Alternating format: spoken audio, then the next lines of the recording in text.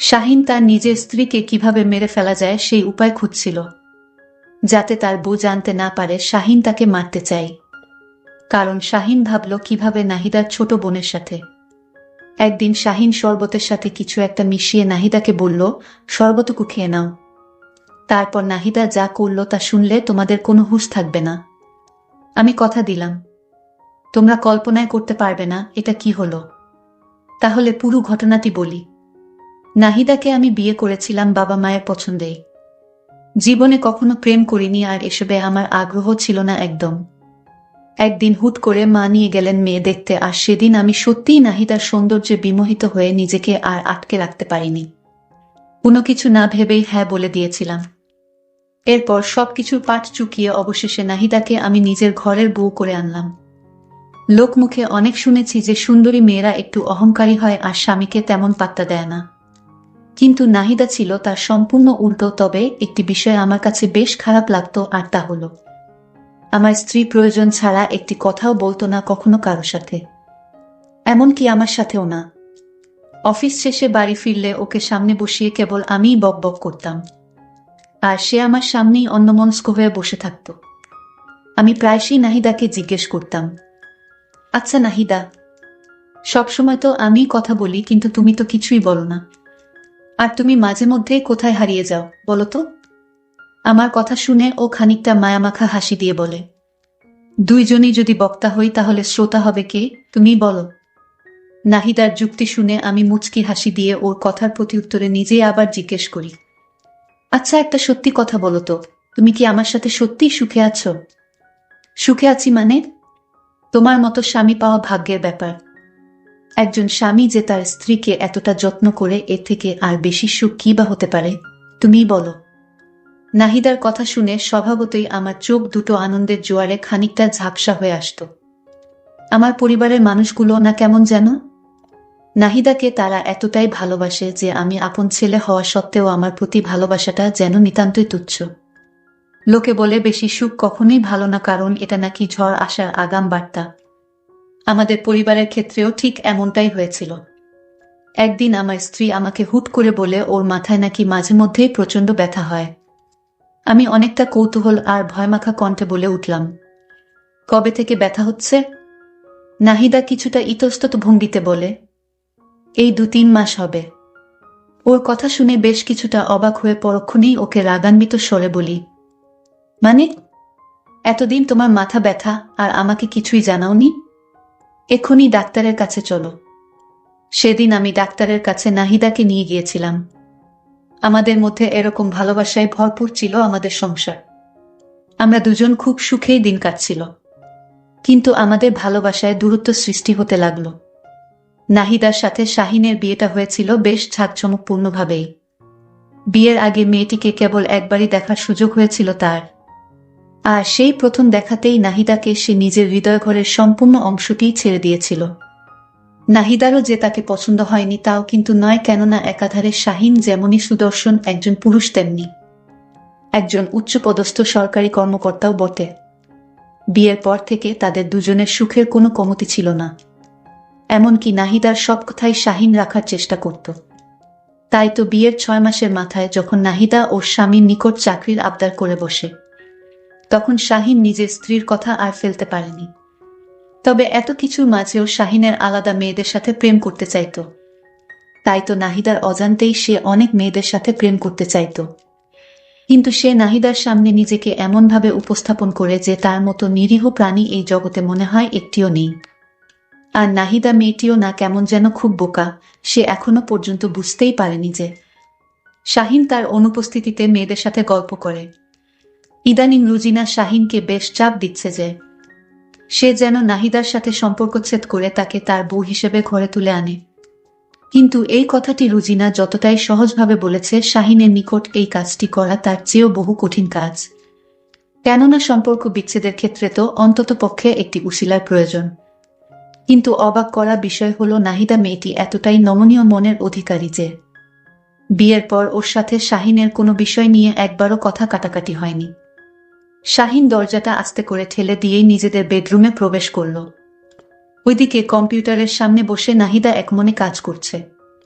নিজের সামনে গ্লাসে শরবত নিয়ে স্বামীকে দাঁড়িয়ে থাকতে দেখে নাহিদা অবাক হল না। কারণ গত কয়েকদিন যাবৎ এভাবে নিজ স্ত্রীকে শরবত খাওয়ানোটা যেন শাহিনের অভ্যাসে পরিণত হয়েছে। মুচকি হেসে নাহিদা শরবতের গ্লাসটি হাতে নিয়ে বলল, শাহিন চেয়েছিল শরবতে কিছু মিশিয়ে তাকে খাইয়ে মেরে ফেলা, আর তাই শরবতে মরণব্যাধি মিশিয়েছিল। এটা নাহিদা জানত না। ব্যাপার কি?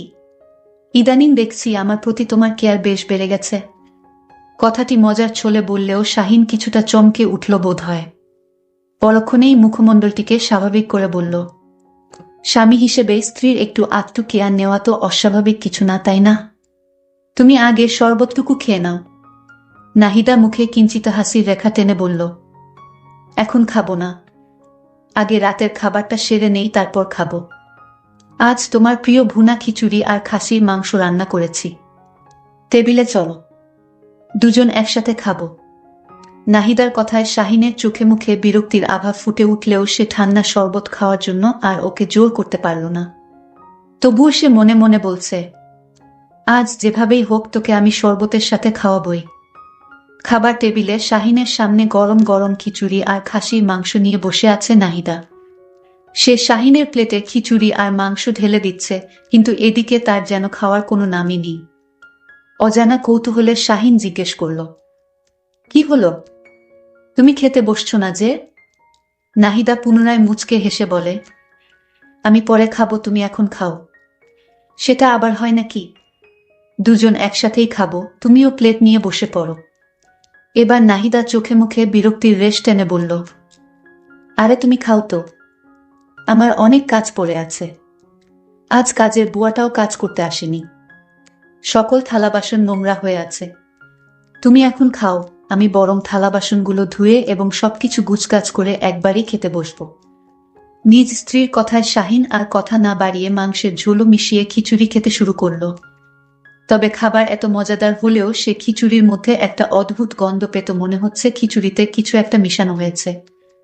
এসব ব্যাপারে সে আর নাহিদাকে জেরা করল না, কারণ এমনিতেই মেয়েটি সারাদিন অফিস করে এসে এত কষ্ট করে তার প্রিয় খাবার রান্না করেছে, আর এর উপর যদি এসব নিয়ে সে দোষ ধরে তাহলে নিশ্চয়ই নাহিদা কষ্ট পাবে। শাহিনের পেটের মধ্যে কেমন যেন জ্বালাতন করছে। সহ্য করতে না পেরে শাহিন চিৎকার দিয়ে নাহিদাকে ডেকে উঠল, কিন্তু নাহিদার রান্নাঘর থেকে কোনো সাড়া শব্দ আসছে না। কাতরাতে কাতরাতে এক পর্যায়ে শাহিন মরে গেল এবং কষ্ট সহ্য করতে না পেরে সে মেঝেতে লুটিয়ে পড়ে। কিছুক্ষণ পর নাহিদা এই মুহূর্তে বসে আছে শাহিনের নিথর দেহের ঠিক পাশেই, যেখানে তার অঝোর ধারায় স্বামী হারানোর আর্তনাদ করার কথা ছিল। সেখানে সে এই মুহূর্তে নির্লিপ্ত ভঙ্গিতে বসে আছে। সে জানে এখন শাহিনের মরা দেহটাকে কিভাবে রেখে জনসাধারণের মাঝে হার্ট অ্যাটাক বলে চালিয়ে দিতে হবে। টেবিল থেকে ফোনটা নিয়েই নাহিদা শরীফের কাছে কল দিল। এই ছেলেটির সাথে তার পরিচয় হয়েছে খুব বেশি দিন নয়, কেবল 2 মাস। শরীফ আর নাহিদা একই অফিসে কাজ করে, আর সেই সুবাদেই তাদের মাঝে এক গল্প শুরু হয়ে যায়। আর শাহিনকে মেরে ফেলার প্ল্যানটি স্বয়ং শরীফই তাকে দিয়েছিল, কেননা শাহিনকে যদি কোনোভাবে দুনিয়া থেকে সরানো যায় তাহলে ওর সহায় সম্পত্তির অনেকাংশের অংশীদারই হবে নাহিদা। তাছাড়া সরকারিভাবে যে ভাতা পাওয়ার কথা সেটা তো বাদই দিলাম। অপরপাশ থেকে কলটি রিসিভ করি শরীফ বেশ উৎসুক কণ্ঠে জিজ্ঞেস করল, কি ব্যাপার, সবকিছু ঠিকঠাক করেছ তো? হ্যাঁ, এখন ওর লাশ বিছানায় পড়ে আছে। আচ্ছা, বাকিটা যেভাবে যেভাবে বলেছি সেভাবে করে রেখো, যাতে সন্দেহের কোনো অবকাশ না থাকে। আচ্ছা ঠিক আছে। কলটি কেটে দিতেই নাহিদার চোখ যায় টেবিলে রাখা সেই শরবতের গ্লাসটির দিকে।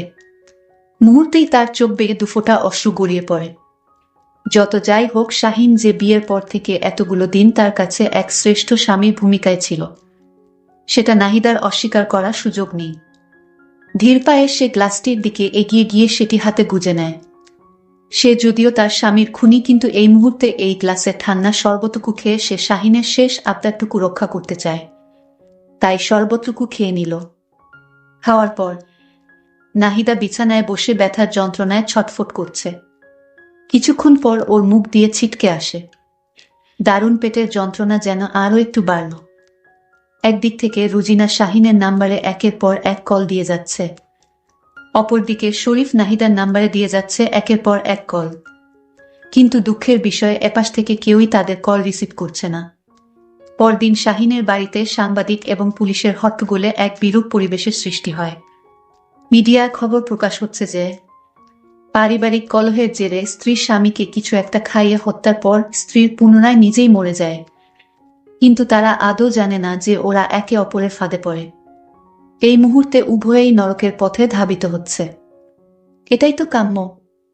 নাহিদাকে বেশ কিছুক্ষণ যাবৎ ডাকাডাকি করেও কোনো সাড়া শব্দ পেলাম না। অনেকটা কৌতূহল নিয়ে নাহিদার বিছানার কাছে গিয়ে ওকে ডাক দিতে যাব, ঠিক তার পরক্ষণেই আমার বুকটা কেঁপে উঠল।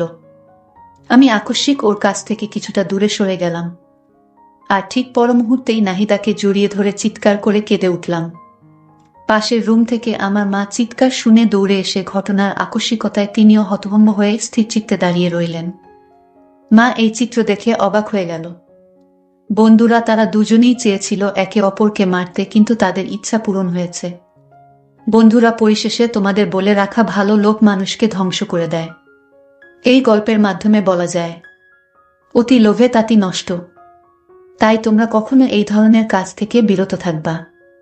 বন্ধুরা, আজকে গল্পটি কেমন লাগলো তা কমেন্ট করে অবশ্যই জানাইবা। আজকের মতো এখানেই বিদায় নিলাম। আল্লাহ হাফেজ।